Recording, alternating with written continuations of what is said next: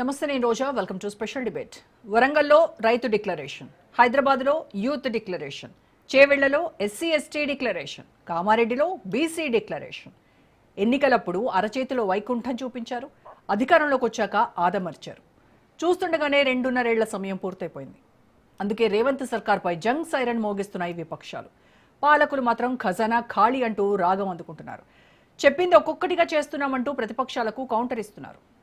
ఇంతకీ 2.5 ఏళ్లలో కాంగ్రెస్ సర్కార్ చేసిందేంటి? రానున్న రోజుల్లో చేయాల్సిందేంటి? రేవంత్ పాలనపై సామాన్య ప్రజానీకం ఏమనుకుంటున్నారు? 6 గ్యారంటీలు అవుట్ ఆఫ్ కవరేజ్ పై ఇవాల్టి స్పెషల్ డిబేట్. ఎన్నికలప్పుడు బాండ్లు రాసిచ్చారు, ఇప్పుడేమో బాబోయ్ అంటున్నారు. నాడేమో సంపద సృష్టిస్తామన్నారు, ఇవాళ ఖజానా ఖాళీ అంటున్నారు. 6 గ్యారంటీలపై హస్తం లీడర్లు షాకింగ్ కామెంట్స్ చేస్తున్నారు. ఇటీవల హుజూరాబాద్ వేదికగా మంత్రి పొంగులేటి చేసిన కామెంట్లు పెనుదుమారం రేపుతున్నాయి. ఎన్నికల వేళ ప్రజలకిచ్చిన హామీలపై చేతులెత్తేశారనే విమర్శలు వెల్లువెత్తుతున్నాయి. 2023 అసెంబ్లీ ఎన్నికల్లో హస్తం అనేక హామీలు ఇచ్చింది. ఏకకాలంలో 2 లక్షల రుణమాఫీ, 3 లక్షల వరకు వడ్డీ లేని పంట రుణాలు, ఏటా జాబ్ క్యాలెండర్, తొలి ఏడాదిలోనే 2 లక్షల ప్రభుత్వ ఉద్యోగాల భర్తీ, మెట్రో రైల్ ఛార్జీల్లో మహిళలు, వృద్ధులు, దివ్యాంగులకు 50% రాయితీ వంటి ప్రజాకర్షక హామీలతో పవర్లోకి వచ్చింది కాంగ్రెస్. అధికారంలోకి వస్తే సీఎం క్యాంప్ ఆఫీస్లో ప్రతిరోజు ప్రజా దర్బార్ నిర్వహిస్తామన్నారు హస్తం లీడర్లు. నిరుపేద హిందూ మైనారిటీ ఆడబిడ్డలకు పెళ్లి కానుకగా ₹1,00,000తో పాటు 10 గ్రాములు అంటే తులం బంగారం ఇస్తామన్నారు.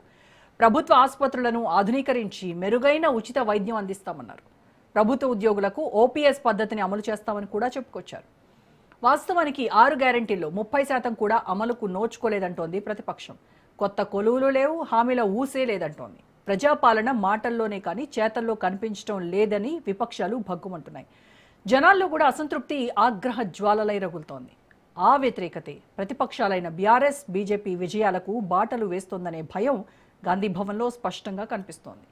వాస్తవానికి ఎన్నికల మేనిఫెస్టోలో రైతులకు ఎకరాకు 15,000, కౌలు రైతులకు 12,000 ఇస్తామన్నారు. కానీ ఇవాల్టి కూడా అమలు కావట్లేదు. 2 లక్షల రుణమాఫీ అందరికీ జరగలేదు. అనేక మంది ఇప్పటికీ బ్యాంకుల చుట్టూ తిరుగుతూనే ఉన్నారు.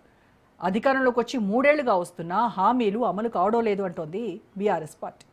రాష్ట్ర వ్యాప్తంగా గులాబీ దళం పాలకులను నిలదీస్తోంది. రేవంత్ 2.5 ఏళ్ల పాలన ఎదురుచూపుల పాలనగా మారిందని బీజేపీ లీడర్లు విమర్శలు గుప్పిస్తున్నారు.